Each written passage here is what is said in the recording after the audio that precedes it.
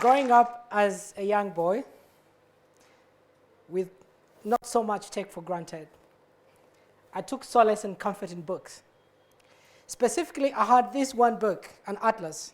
The atlas is a geography book with maps and different images and pictures of the world. I found so much inspiration and so much imagination just looking at the various cities of the pictures which were in the atlas. Some of them were of London, of New York, Buenos Aires, Sao Paulo, Tokyo, Melbourne, so many. These images became my inspiration and my escape. As I grew older, it also remained my inspiration and determination to succeed. Ladies and gentlemen, this map was very, very important for my formative stages.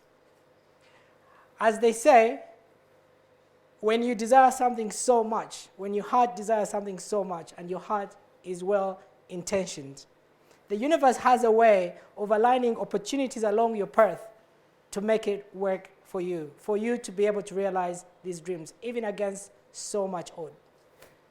And that's what eventually happened for me. For me, what really happened were that I got to actually achieve many of my dreams I had as a child. So I live my dreams today. Some of these dreams were I got to live in, the dreams that I achieved, I got to live in some of the cities. I used to look at these atlases. I got to travel to so many of these places. But what was so important was at some point I also got an opportunity to live and work in Canada. Canada is a very wealthy country with so much wealth and so much opportunity. It's also a great country for immigrants, for people seeking to start a new life. Sorry, it's moving a bit slow. So living in Canada with all the opportunities I had, and the idea that I could actually achieve a lot more than I even ever desired for was something I thought was incredible. I couldn't have wished for anything more.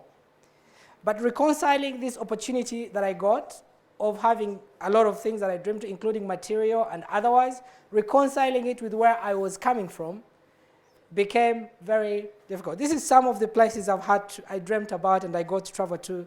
The image which is showing is of Baku, Azerbaijan, which is a beautiful city, and that is South Africa, Cape Town, where I also got to stand at a statue of a man I admire so much. Living in Canada also came with the opportunity to go to school. I went to university at a great school called Concordia University. At this school, I got like-minded people. Remember, I was coming from Africa, where as a child, I felt I had lost my innocence as a child. I had to deal with issues that young people or a child really shouldn't have to go through growing up. And somehow I always felt like to be able to regain my innocence, I had to go back to the place where I lost it. It's the only place where you can regain that innocence. So when I went to university, I met these incredible groups of young people who espoused the same values and ideas that I had.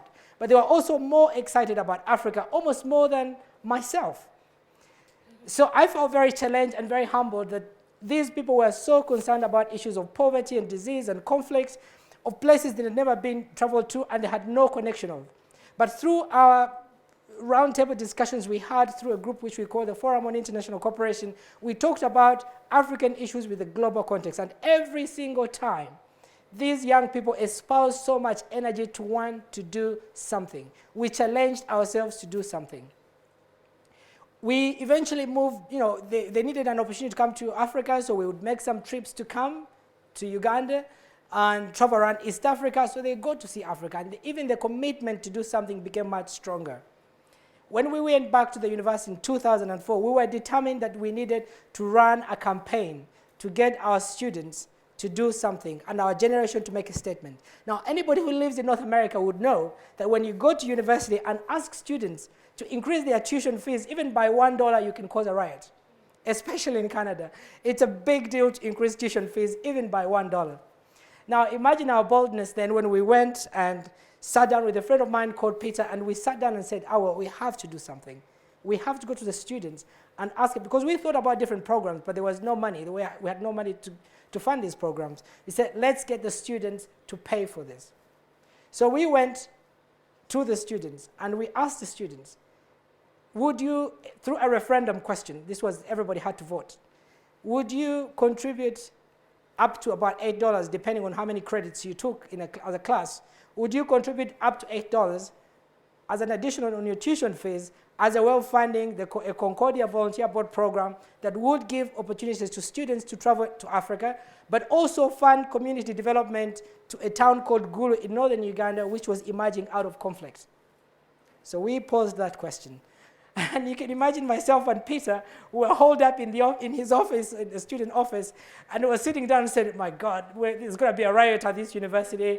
And we were just thinking of these groups we called the crazies.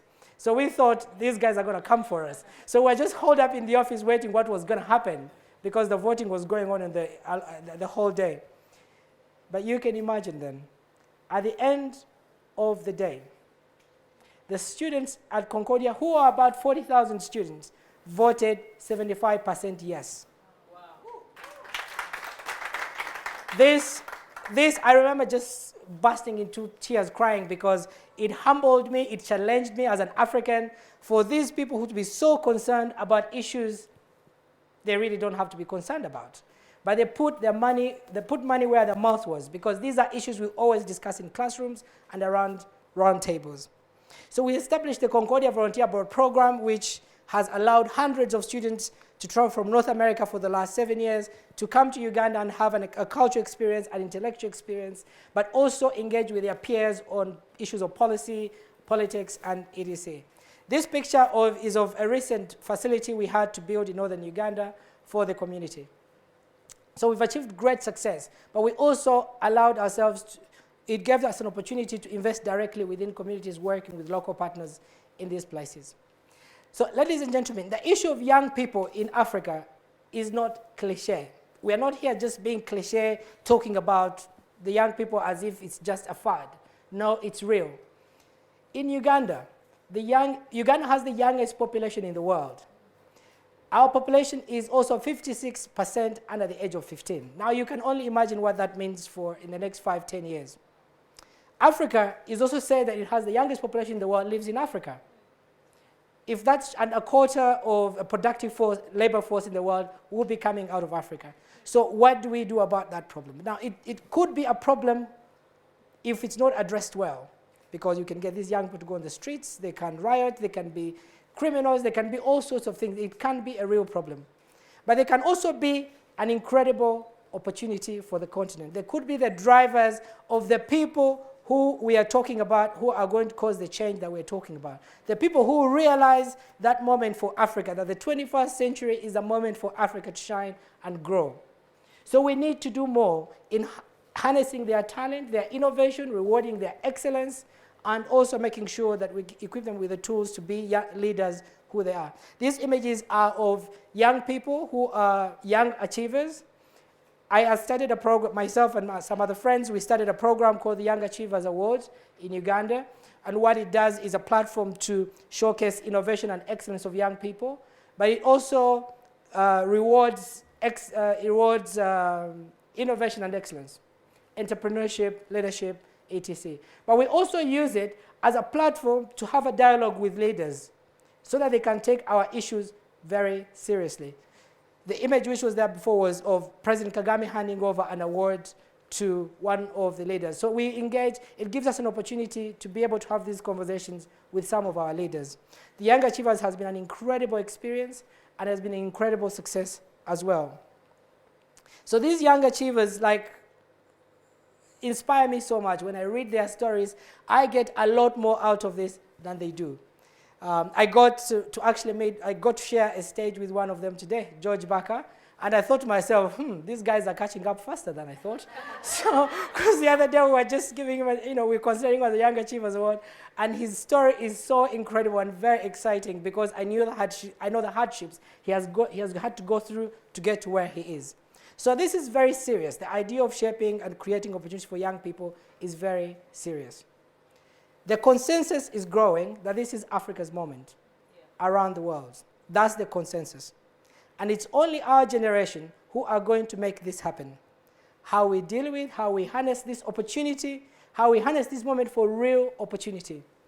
Working with global networks of like-minded people, like these young people I met at, Concordia University. Those are people, that's the generation that's going to make it happen.